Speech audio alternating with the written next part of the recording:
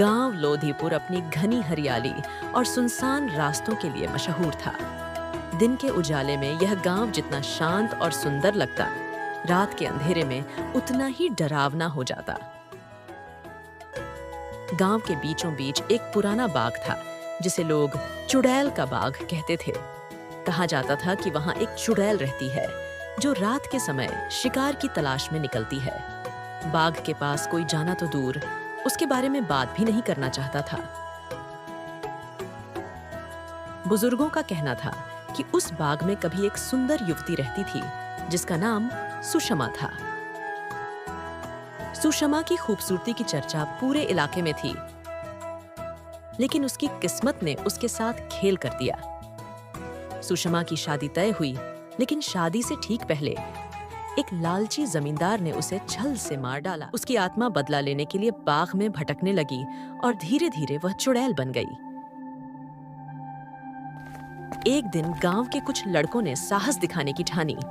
वे लोग बाग के अंदर गए, लेकिन सिर्फ एक लड़का ही वापस लौटा। उसने रोते हुए बताया कि उसने सुषमा की आत्मा को देखा, जिसकी आंखें जलती हुई अंगारे की तरह थीं और बाल हवा में उड़ रहे थे। वह इतना डर गया कि उसने फिर कभी उस बाग की तरफ देखने की भी हिम्मत नहीं की। वह इतना डर गया कि उसने फिर कभी उस बाग की तरफ देखने की भी हिम्मत नहीं की। कुछ समय बाद गांव में एक नई फैमिली आई। वे शहर से थे और चुड़ैल की कहानियों पर विश्वास नहीं करते थे। उनका 12 साल का बेटा अर्पित बेहद जिज्ञासु था। उसने गांव वालों से चुड़ैल के बारे में सुना और बाग के अंदर जाने का प्लान बना लिया। एक रात जब चांद की हल्की रोशनी बाग पर पड़ रही थी, अर्पित अपने टॉर्च को लेकर चुपचाप घर से निकल पड़ा। जैसे ही वह बाग के पास पहुंचा, उसे ठंडी हवा का झोंका महसूस हुआ। बाग के अंदर का माहौल अजीब और डरावना था। पुराने पेड़ों की शाखाएं मानो उसे पकड़ने के लिए आगे बढ़ रही थीं। अर्पित ने हिम्मत जुटाई और अंदर चला गया। बाग के बीचों बीच एक पुराना कुआं था। कहा जाता था कि वही कुआं सुषमा की मौत का कारण बना था। जैसे ही अर्पित कुएं के पास पहुंचा, उसे किसी के हंसने की आवाज सुनाई दी। वह घबराया, लेकिन आवाज की दिशा में चलने लगा। अचानक एक सफेद कलर की साड़ी पहनकर एक चुड़ैल उसके सामने प्रकट हुआ, जिसकी आंखें लाल थीं और उसके बाल हवा में लहरा रहे थे। अर्पित के शरीर में डर से कंपकंपी होने लगी। चुड़ैल ने अपनी भारी आवाज में पूछा, कौन हो तुम? यहाँ क्या कर रहे हो? अर्पित ने कांपते हुए जवाब दिया, मैं बस देखने आया था। चुड़ैल हंस पड़ी और बोली, अरे बच्चे, क्या देखने आए हो? तुम्हें पता भी है कि नहीं कि तुम अब कभी वापस लौट नहीं पाओगे? अर्पित ने समझदारी से जवाब दिया, तुम्हारी कहानी मैं जानता हूँ। तुम्हारे साथ जो हुआ वह बहुत गलत था, लेकिन बदले लेने से तुम्हें शांति नहीं मिलेगी। चुड़ैल अचानक शांत हो गई। उसकी लाल आंखों में दर्द झलकने लगा। उसने कहा, तुम सच कह रहे हो, लेकिन मेरे साथ हुए अन्याय का बदला कौन लेगा? क्या तुम मुझे अपनी कहानी बता सकती हो कि तुम्हारे साथ क्या हुआ था? फिर चुड़ैल ने उसे अपनी पूरी कहानी सुनाई। सुषमा की मौत जमींदार के लालच का परिणाम थी और उसकी आत्मा तब तक शांत नहीं हो सकती जब तक न्याय न हो। चुड़ैल की कहानी सुनकर अर्पित ने कहा, मैं तुमसे वादा करता हूँ कि मैं तुम्हारी मदद करूंगा और जमींदार के वंशजों से माफी मंगवा कर ही रहूंगा।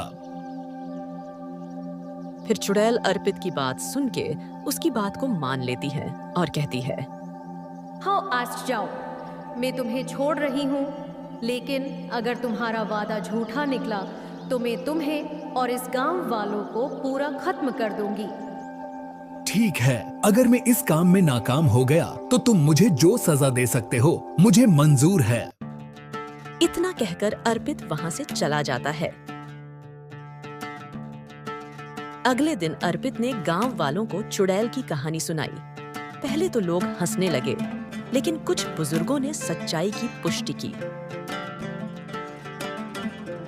फिर सारे गांव वाले अर्पित के साथ जमींदार के घर पहुंचे और जमींदार से बोले, अरे ओ जमींदार, जरा बाहर आइए, आपसे कुछ बात करना है। तभी घर के अंदर से जमींदार बाहर निकल कर आता है और कहता है, अरे क्या हुआ आज सारे गांव वाले एक साथ? क्या हुआ काका, क्या समस्या है? समस्या की बात मत पूछो जमींदार, हम गांव वालों के ऊपर इतना बड़ा समस्या लाकर खुद अपने घर पर आराम से सोए हों। अरे काका क्या बात है, खुलकर बताओ, मुझे कुछ समझ नहीं आ रहा है। याद करो जमींदार, बेचारी सुषमा के साथ क्या क्या किया था तुमने? उस बेचारी के साथ ऐसा क्यों किया? उसको क्यों मारा? अब सुषमा की आत्मा भटक रही है। काका की बात सुनकर जमींदार, कौन सुषमा? मैं नहीं जानता किसी सुषमा को। और ये तुम क्या बोले जा रहे काका? झूठ बोलने से कुछ नहीं होने वाला है जमींदार, हमें सब पता चल चुका है।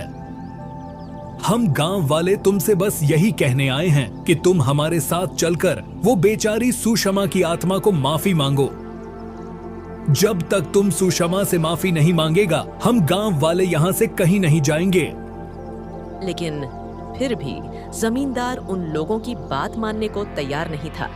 लेकिन कुछ समय बाद अंत में उन लोगों की बात मान लेता है और गांव वालों के साथ उस बाग में जाता है और सुषमा से माफी मांगते हुए कहा, मुझे माफ कर दो सुषमा, मुझसे बहुत बड़ी गलती हुआ है। मैं जानता हूँ कि अभी माफी मांगने से भी कुछ नहीं होने वाला है, लेकिन मैं तुम्हारी सभी वादा को पूरा करने के लिए तैयार हूँ। फिर जमींदार ने सुषमा से माफी मांगकर उसके सारे वादे को पूरा किया और उसकी आत्मा को शांत करने के लिए पूजा कराई। उस रात सुषमा की आत्मा ने अर्पित को धन्यवाद कहा और बाग में से एक रोशनी के साथ गायब हो गई। बाग अब भी वहां था, लेकिन अब वह डर का नहीं बल्कि गांव की एक सीख देने वाली कहानी का प्रतीक बन गया। यह कहानी हमें सिखाती है कि न्याय और सच्चाई हमेशा जीतते हैं। दूसरों के साथ किए गए गलत कामों का परिणाम एक न एक दिन जरूर भुगतना पड़ता है।